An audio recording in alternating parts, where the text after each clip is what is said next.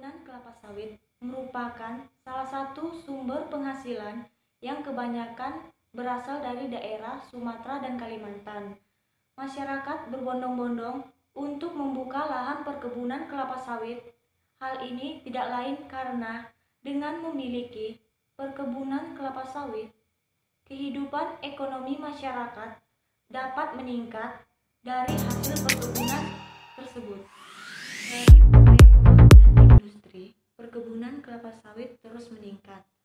Alasan dari pemerintah seringkali terdengar bahwasannya pemerintah akan meningkatkan nilai ekspor untuk meningkatkan pendapatan.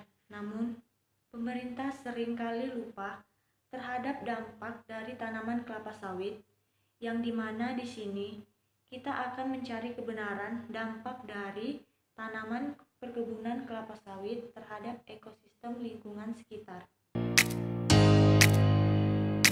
Yang paling banyak dilancarkan oleh LSM anti sawit untuk menyerang perkebunan kelapa sawit Indonesia, mulai dari isu lingkungan global maupun lokal, dikaitkan secara negatif terhadap perkebunan kelapa sawit. Mitosnya, perkebunan kelapa sawit merupakan pemicu utama konversi hutan menjadi non-hutan di Indonesia. Namun, selama waktu dari tahun 1950 hingga 2014, konversi kawasan hutan menjadi kawasan non-hutan di Indonesia secara akumulasi sebesar 99,6 juta hektar. Sedangkan akumulasi luas perkebunan sawit Indonesia pada periode yang sama hanyalah 10,8 juta hektar. Dengan demikian, ekspansi perkebunan kelapa sawit bukanlah pemicu utama konversi kawasan hutan menjadi non-hutan deforestasi di Indonesia.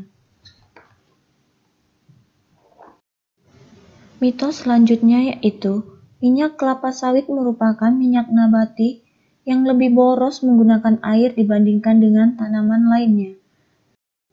Namun faktanya, kelapa sawit ternyata paling hemat dalam menggunakan air untuk setiap bioenergi yang dihasilkan.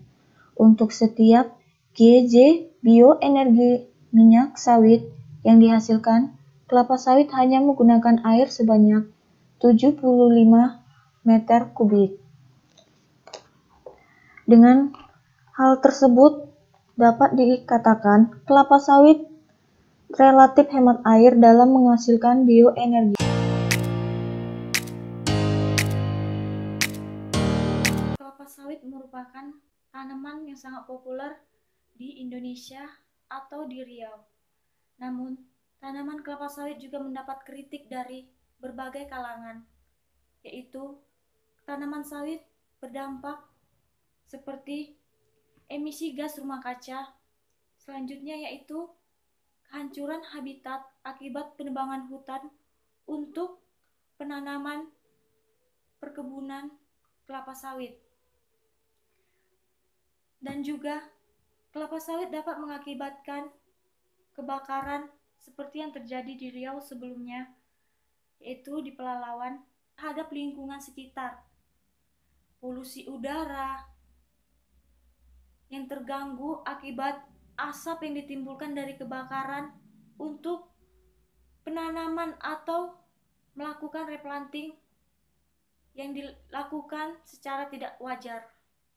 Sehingga dalam hal ini penegakan hukum harus ditegakkan. Begitulah berlakunya keberlanjutan suatu tanaman.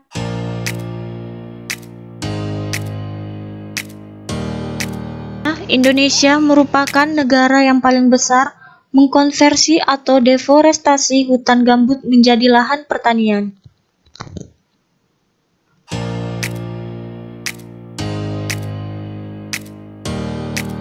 Namun faktanya, selama periode tahun 1990 hingga 2008, gambut dunia mengalami konversi menjadi lahan budidaya pertanian dan penggunaan lain sebesar 3,83 juta hektar.